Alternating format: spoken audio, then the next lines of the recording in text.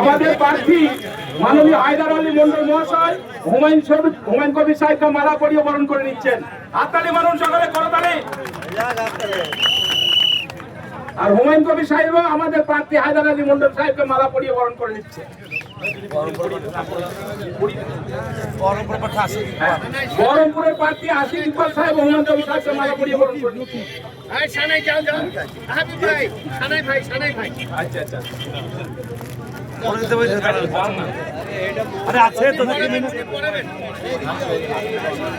আমাদের স্থানীয় নেতা সানাই ভাই আমাদের হুমায়ুন কবির সাহেবকে মালা পরিয়ে বরণ করে দিচ্ছে। সকলে হাততালি দিই আমরা।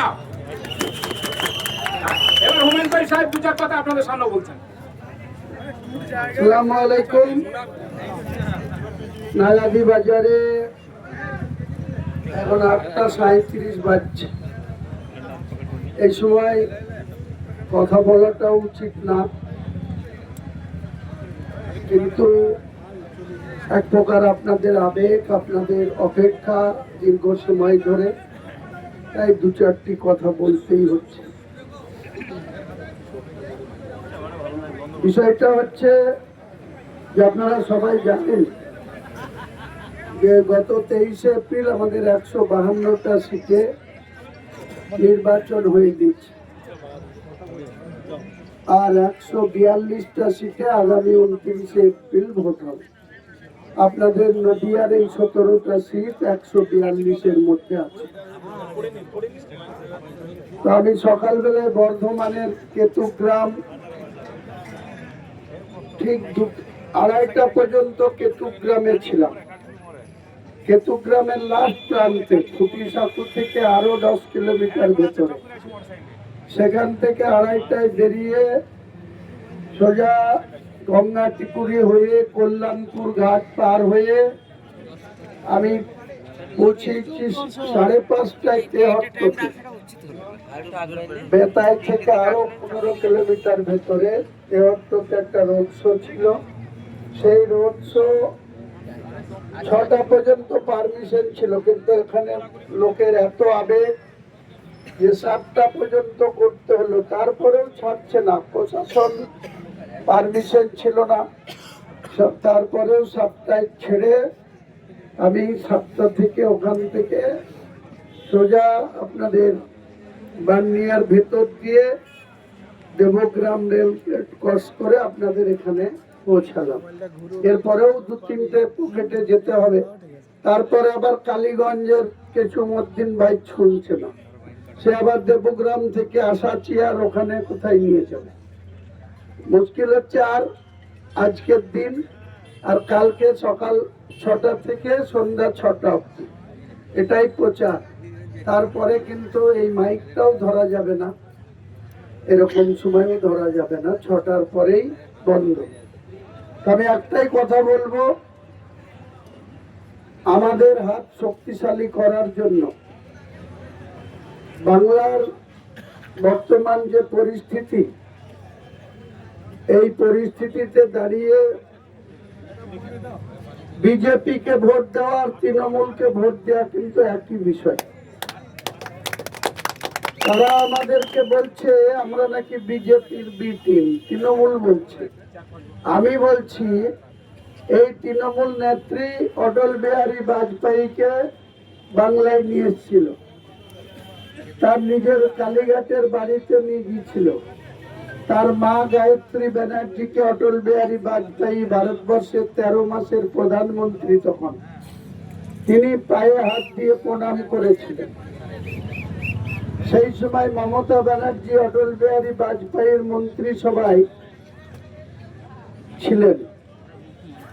আবার পরবর্তীকালে আবার অটল বিহারী বাজপেয়ী যখন আবার 5 বছরের জন্য প্রধানমন্ত্রী হলো, আবার কিন্তু মমতা ব্যানার্জি অটল বিহারী বাজপেয়ীর মন্ত্রিসভায় রেলমন্ত্রী ছিল। অথচ আমরা ন্যায্য কথা বলা 3বার রাজ্যের মুসলমানরা মমতা ব্যানার্জিকে ভোট দিল, আর মমতা ব্যানার্জি শুধু বিজেপির জুজুর ভয় দেখিয়ে মুসলমানদের সাথে ভোট নিয়ে শুরু থেকেই মিথ্যাচার। 2011 সালে ক্ষমতায় আসার আগে কি বলেছিল ইস্তাহারে? অনেক বড় বড় কথা বলেছিল, তার মধ্যে অবশ্যই মুসলমানদের 10,000 মাদ্রাসাকে স্যাংশন করে দেব। 10,000 তো দূরের কথা, 1,000ও করেনি।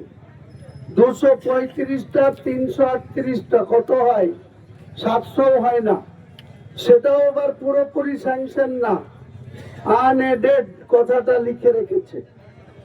আন কথাটা যদি উল্টো করে দিত তাহলে মুসলমানদের মাদ্রাসাতে প্রায় 12,000 শিক্ষক, তারা মাইনা পেত 12,000, 15,000 করে, আর 55,000 ছাত্র, তারাও কিন্তু মিড ডে মিলটা পেত। মমতা বন্দ্যোপাধ্যায় মুখে মুসলিম প্রীতি দেখায়, মুসলিমদের ভোট নিয়ে 3-3বার মুখ্যমন্ত্রী হয়েছে। মুসলমানদের এই মাদ্রাসা 235 আর 338, এই সংখ্যার মাদ্রাসার আন কথাটা উড্র করতে এখনো 15 বছর সময় লেগে গেলে এখনো উড্র করেনি। 2021 সালের নির্বাচনে মাত্র মুসলমান বিধায়ক হয়েছিল 43 জন, আর নওশাদকে ধরে 44 জন, আমরাও তার মধ্যে ছিলাম। নওশাদ একাই যেভাবে বিরোধী বেঞ্চে বসে মমতা ব্যানার্জি সহ তৃণমূলের সমালোচনা করত, এবং বিজেপি এই তৃণমূলের ট্রেজারি বেঞ্চে বসার জন্য আমাদেরকে যেভাবে বিধানসভার ভিতরে মমতা ব্যানার্জি ভুল সিদ্ধান্ত এবং তুলাবাজিকে প্রশ্রয় দেওয়া, চাকরি বিক্রিকে প্রশ্রয় দেওয়ার জন্য প্রতিনিয়ত বিধানসভায় মাত্র 77টা এমএলএ জিতেছিল, 2টো এমপি জিতেছিল। তারা রিজাইন দেওয়ার পরে নদিয়ার জগন্নাথ সরকার আর নীতিশ প্রামাণিক কুচবিহারে, ওরা 2 জন এমপি তারা জিতেছিল, তারা আবার রিজাইন দিয়ে 75 হয়েছিল। একজন ধূপগুড়ির বিধায়ক মারা গিয়েছিল, তারপরে 74 হয়েছিল। মমতা ব্যানার্জির হাতে 215টা ছিল। কি দরকার ছিল মমতা ব্যানার্জির এতগুলা বিধায়ক থাকতে? মুর্শিদাবাদে 22-এর মধ্যে 2টো বিজেপির, 20টা তৃণমূলের বিধায়ক থাকতে, 16টা মুসলিম বিধায়ক থাকতে কোনো দপ্তর তো দেয়নি, মন্ত্রিত্ব তো করেইনি।